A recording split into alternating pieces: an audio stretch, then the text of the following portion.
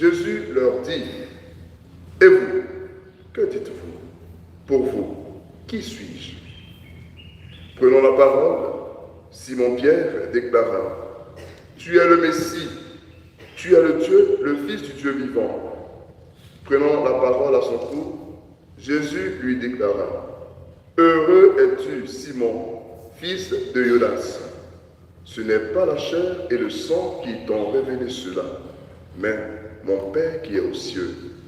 Et moi, je te déclare, tu es Pierre, et sur cette pierre, je bâtirai mon église, et la puissance de la mort ne l'emportera pas sur elle. Je te donnerai les clés du royaume des cieux. Tout ce que tu auras lié sur la terre sera lié dans les cieux, et tout ce que tu auras délié sur la terre sera délié dans les cieux. Veuillez vous lever. Acclamons la parole de Dieu.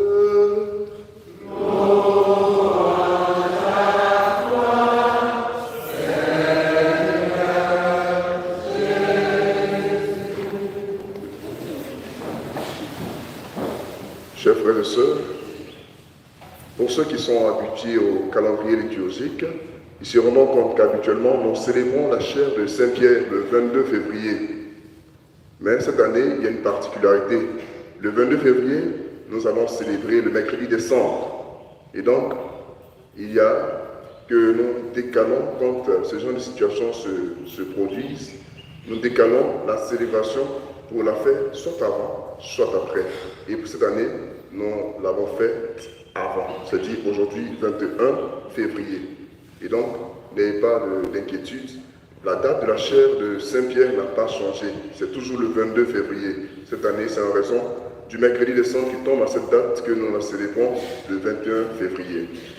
La chaire que nous célébrons, c'est l'autorité que Jésus confie à l'apôtre Pierre comme chef de son Église. Nous célébrons le fait que Jésus ait dit à Pierre, tu es Pierre, et sur cette pierre, je bâtirai mon Église. Rappelons que l'autorité que Jésus confie à Pierre se décrit dans le service d'affermir et d'aider la foi des chrétiens, d'entretenir l'unité entre les chrétiens. Depuis Pierre jusqu'à aujourd'hui, ceux qui ont été papes ont cette mission. Affermir la foi du peuple chrétien et entretenir son unité. C'est donc ce service qui est célébré et c'est aussi ce service qui est offert au Seigneur afin qu'il aide celui qui poursuit la mission de l'apôtre Pierre, c'est-à-dire aujourd'hui le pape François, à bien l'accomplir. Mais avec le pape, dans la direction de l'Église, il y a les évêques qui sont eux aussi successeurs des apôtres. En célébrant la chaire de Saint-Pierre, nous prions certes pour le pape, mais nous prions également pour tous les évêques, car dans chaque cathédrale, il y a une chaire. Vous voyez, là-bas, le siège qui est là-bas, voilà. Dans une cathédrale, il y a toujours un siège comme ça. C'est ça. C'est le symbole de l'autorité de l'évêque. Ce n'est pas une autorité à la manière du monde, de commandement, mais une autorité de service, d'enseignement, de direction dans le sens du salut. Et c'est cela que nous célébrons, pour que le Seigneur renouvelle les grâces auprès de ses pasteurs, afin que sa mission confiée à l'Église soit bien menée. Mais au-delà, il y a aussi que tous les curés participent à la mission de l'évêque.